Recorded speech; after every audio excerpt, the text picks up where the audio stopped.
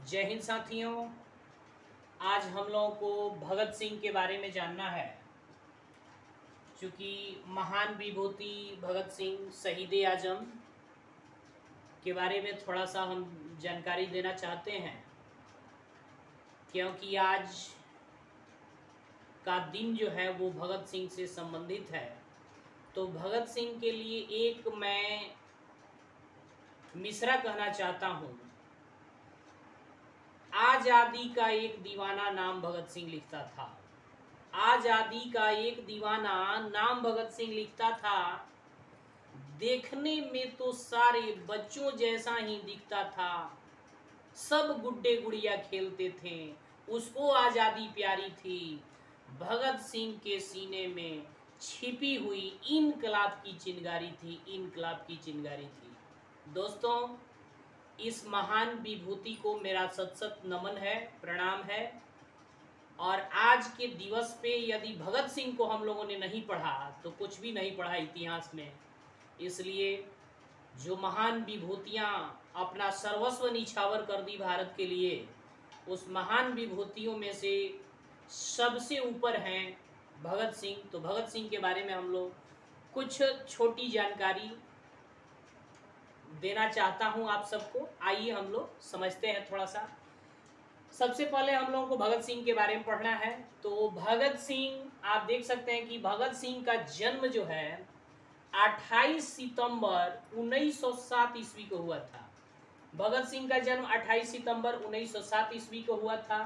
भगत सिंह के पिता का नाम सरदार किशन सिंह था। भगत सिंह के पिता जो थे उनका नाम था सरदार किशन सिंह। और भगत सिंह की माता जो थी, उनके माता का नाम था बिदावती कौर। बिदावती कौर उनकी माता थी। धन्य हैं ये दोनों, भगत सिंह के माता और पिता। भगत सिंह कॉलेज कर रहे थे, पढ़ाई कर रहे थे। नेशनल कॉलेज में भगत सिंह एमए की पढ़ाई कर रहे थे।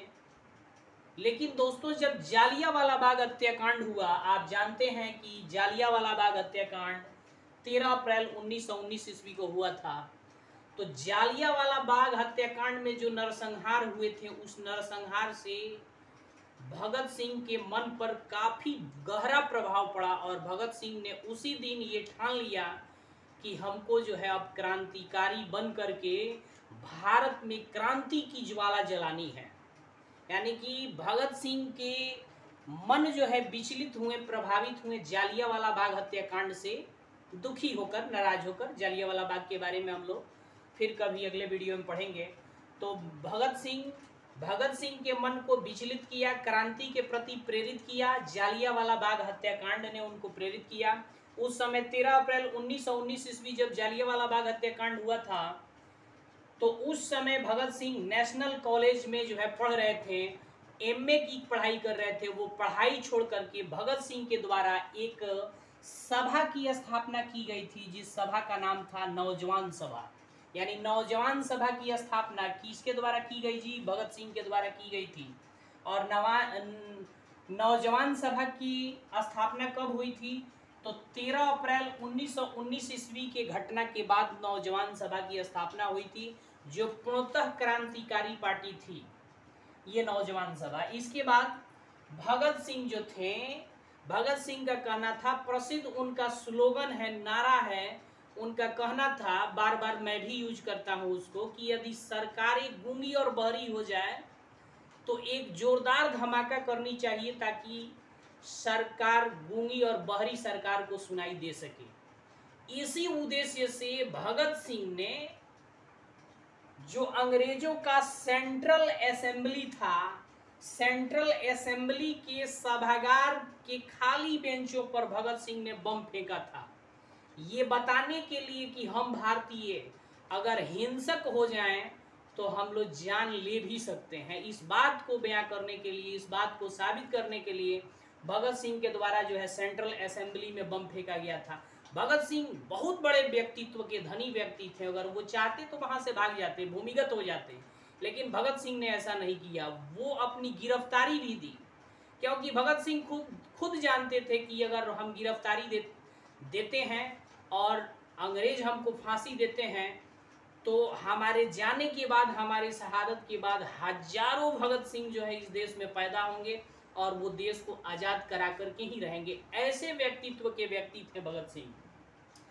अब भगत सिंह को फांसी की सजा जो है, फांसी की सजा एक जज सुनाया था, जिस जज का नाम था हिल्टन। हिल्टन नामक अंग्रेज जज के द्वारा भगत सिंह को फांसी की सजा सुनाई गई थी। और यहाँ दोस्तों आप लोगों को बता दें कि महात्मा गांधी राष्ट्रपिता हैं। महात्मा गांधी के लिए मेरा पूर्णतः सम्मान है। महात्मा गांधी अगर चाहते तो भगत सिंह की सजा को रुकवा सकते थे। क्योंकि दोस्तों आप लोग पढ़े होंगे, हिस्ट्री में आप लोग पढ़े होंगे, गांधी इरविन पैक्ट या गांधी इरविन समझौता जो 1931 ईस्वी में हुआ था। गांधी इरविन समझौता यानी कि भारत के गवर्नर जनरल लॉर्ड इरविन और महात्मा गांधी के बीच 1931 ईस्वी में गांधी इरविन जो समझौता हुआ था, उसमें महात्मा गांधी ने लॉर्ड इरविन के समक्ष कुछ शर्तें रखी थी, जिसमें एक शर्त ये थी कि जितने भी नेता हैं उनको रिहा किया जाए जो अहिंसात्मक है। अगर महात्मा गांधी लॉर्ड इरविन से कहते हैं कि सभी भारतीय नेताओं को जो जेल में कैद हैं उनको रिहा किया जाए, तो उस स्थिति में महात्मा गांधी ये बात रखते तो लॉर्ड इरविन इस बात को मान लेता और भारत के सभी नेताओं को जो क्रांतिकारी थे, हिंसक थे या हिंसक नहीं थे, उन सबको रिहा कर देता तो वो छूट भी जाते। लेकिन ऐसा नहीं हुआ। महात्मा गांधी ऐसा लॉर्ड इरविन के समक्ष गांधी इरविन पैक्ट में इस बात को नहीं कह पाए, जिसके कारण महात्मा गांधी को फांसी की सजा जो है सुना दी गई और फांसी की सजा तय हुई। 24 मार्च 1931 ईस्वी को फांसी की सजा तय हुई। भगत सिंह काफी धनी व्यक्ति थे व्यक्तित्व के। ऐसा इसलिए मैं बार बार कह रहा हूँ कि जैसे फांसी की सजा उनकी होने वाली थी, जब सुना दी गई सजा, तो सामान्यतः कोई भी व्यक्ति जो है उसकी मौत जब दरवाजे पे खड़ी हो तो लोग जो है चिंता के कारण जो है उनका वेट लॉस होने लगता है, वो चिंतित हो जाते हैं। लेकिन जब फांसी की सजा मुकर्रर की गई तो भगत सिंह काफ़ी प्रसन्न हो गए और उनका वजन जो है घटने के बजाय दिन प्रतिदिन बढ़ता चला गया। और भगत सिंह की फांसी की सजा जिस दिन होने वाली थी उस दिन बहुत बड़ा बवंडर भारत में खड़ा हो जाता और अंग्रेजों ने इस बात को जो है बखूबी समझ लिया था। इसलिए फांसी की सजा जो है हमेशा सुबह में होती है और आनन फानन में अंग्रेजों ने जो तारीख निर्धारित हुई थी 24 मार्च 1931 ईस्वी, उस दिन जो है फांसी न देकर के एक दिन पहले यानी कि 23 मार्च 1931 ईस्वी के माने संध्या को ही 7 बजे तक फांसी की सजा जो है दे दी, सारे नियमों और कानूनों को ताक पर रखते हुए। तो ये भगत सिंह का व्यक्तित्व था। आखिरी दिन भगत सिंह जो है जिस दिन फांसी होने वाली थी, जो वार्डर होता है, जेल अधीक्षक अध्यक्ष या जो जेलर था, संतरी था, वहाँ भगत सिंह से मिलने गया। सुबह में मिलने गया तो देखा कि भगत सिंह जो है एक्सरसाइज कर रहे थे, कसरत कर रहे थे। और फांसी के कुछ घंटों पहले जो है भगत सिंह किताब पढ़ रहे थे, लेनिन की जीवनी पढ़ रहे थे, लेनिन की जीवनी। और जब उनसे कहने गया जेलर कि आप चलिए अब फांसी की सजा दी जाएगी आपको, तो बोले कि काश मैं एक क्रांतिकारी की पूरी जीवनी पढ़ पाता। और एक आर्टिकल्स को उन्होंने पढ़ा और पढ़ने के बाद जो है किताब को ऊपर की ओर उछाला और फिर कहा कि चलो मैं जो चाहता था वो आज समय आ ही गया। इस तरह के प्रतिभावान व्यक्ति थे भगत सिंह। और फिर भगत सिंह की जब अंतिम ख्वाहिश पूछी गई तो भगत सिंह ने कहा कि आप हमारे हाथों को बांधना नहीं, आप हमारे हाथों को बांधना नहीं,